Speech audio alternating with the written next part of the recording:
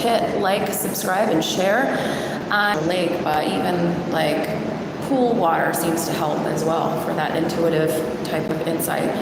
I am not selling readings for the foreseeable future. I may towards the end of October. I'll let you guys know, but I'm taking a break from that. So if you are looking for a tarot or astrology reading, you need to check in with me again towards the end of October. I may be doing readings for the Halloween special.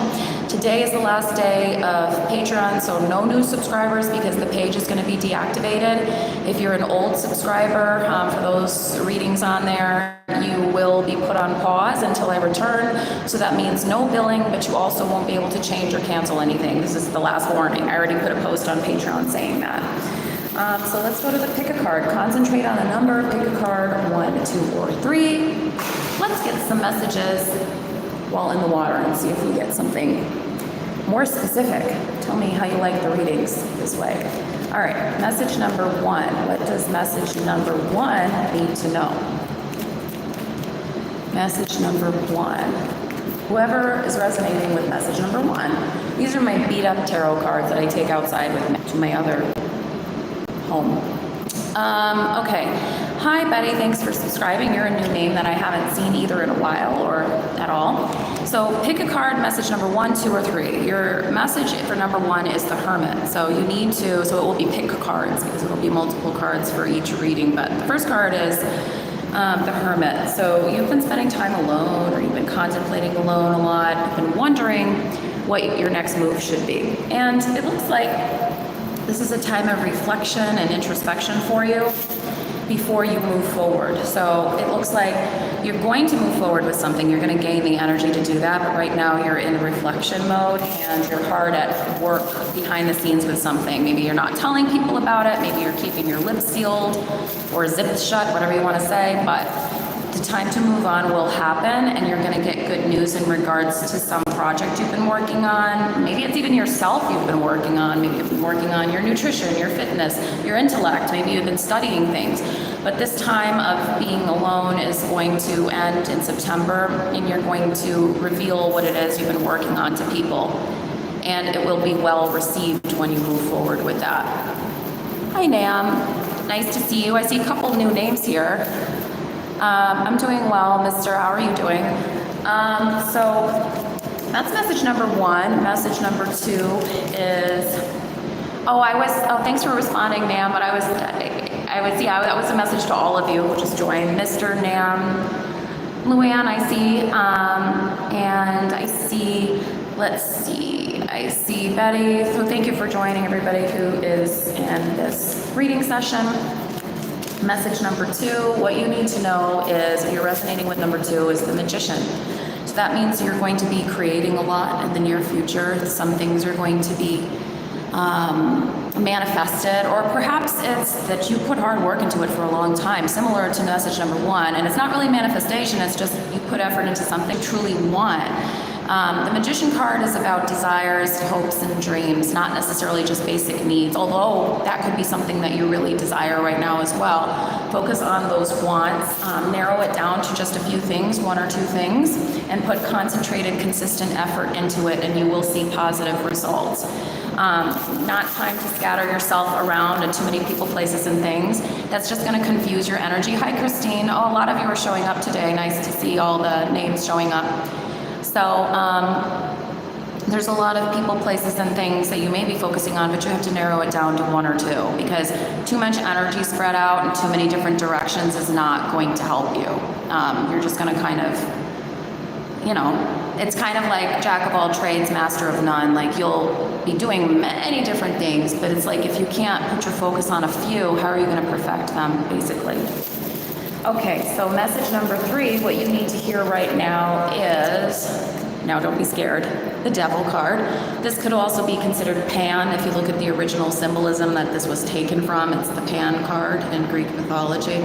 Because if we're going by actual biblical terminology, as you guys know, I was a Sunday school teacher when I was younger, raised in a Catholic school, so I know a lot about imagery and especially the Old and New Testament. And if you're going by the actual imagery of the devil, like scary devil, it was actually a beautiful, deceptive angel. And that's why he was so dangerous, because he was so beautiful and charming. something bad isn't going to come looking like this. So it got distorted into this image because the imagery of Pan from Greek mythology was stolen and used as a replacement for the imagery of the devil. So this card in tarot essentially means your fears, like 7 deadly sins, what you envy, what you fear, what you lust after. There's something that needs to be put in check that's going on with that right now. It also could mean there's a fixation on money or material gain. And now, while we do need our ego, message number 3, to survive in the world, if you're putting too much emphasis on that, it might be something to reflect on. And the Judgment card, another biblical symbol, I still want to get the biblical Christian goth readings in a way. I want to get the black and white ones. So once I get those, the readings will probably be even cooler because I resonate, or more authentic, because I resonate quite a lot with those cards. Not that these readings aren't authentic, that's probably the wrong word. More on point, because the more you resonate with a deck, the more accurate the readings will become. So anyways, I'm going to get that deck at one point, but I can't find it on any of the affordable websites. It's only high priced on Amazon where I found it so far, and Etsy. But anyway, so the Gabriel card talks about a judgment and a final decision that must be made. It also talks about a message that you're not listening to that's trying to be bestowed upon you or trying to become clear to you. And you're very caught up with all of this energy here, or something in this energy is making you caught up so much that you're not paying attention to the message you need to hear. And one of the messages you may need to hear is the Page of Swords, which means you need to advocate for somebody in your life. Maybe that needs your help and assistance and they're too afraid to ask. Or this could also mean you need to stick up and advocate for yourself. Like, you have not spoken your truth in a long time, or you have not spoken the truth about a situation in a long time. You've kept your mouth shut. You've been kind of hesitant to speak up, to advocate for yourself to yourself. You need to be honest with yourself about what's not working in your life anymore and why you're falling down into this Pan or devil energy, where you're allowing yourself to get trapped in these circular thoughts of what the other person has, what the other person does, or what you think you should have. And Gabriel, this card, the Judgment card, is trying to give you that message. Just get out of the loop of comparison. Know yourself, what you want, what you don't want. Don't be afraid to speak up on it. So, that's what I have for now. Let me just check something. I'm still here. Hi, I had to check something. I have just a few more minutes. So I'll talk really quick about William and the whole situation with Harry and Meghan. As I read the other day, it's more pissed off energy from him on their side. Well, on their side, let's just pull out a few cards and say, my hands are a little wet, so like, I don't want to manhandle the cards too much, so I'm gonna shuffle them like this. There's no right or wrong way to do this. It's based on what you feel, your intuition. So if people who try to overanalyze card readings, they've got it all wrong in the first place, in my opinion. It's what you're feeling. It's subjective. It's not objective, factual. So first card we get is hard work. Second card we get is the Three of Wands. The third card is, let's see, pulling cards out of the bag. It's like a grab bag. The Hierophant. So they're looking to make change with the institution, with the monarchy, and they're unhappy about their future, how it's looked since all this hard work they've put in. And they're like, we've put in all this hard work to our future and it's not as fruitful as we'd hoped.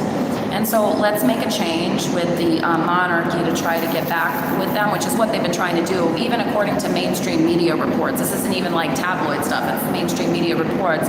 They want to get back in their good graces to be more associated with the Queen's legacy, because they know that that's where their real stability is going to lie.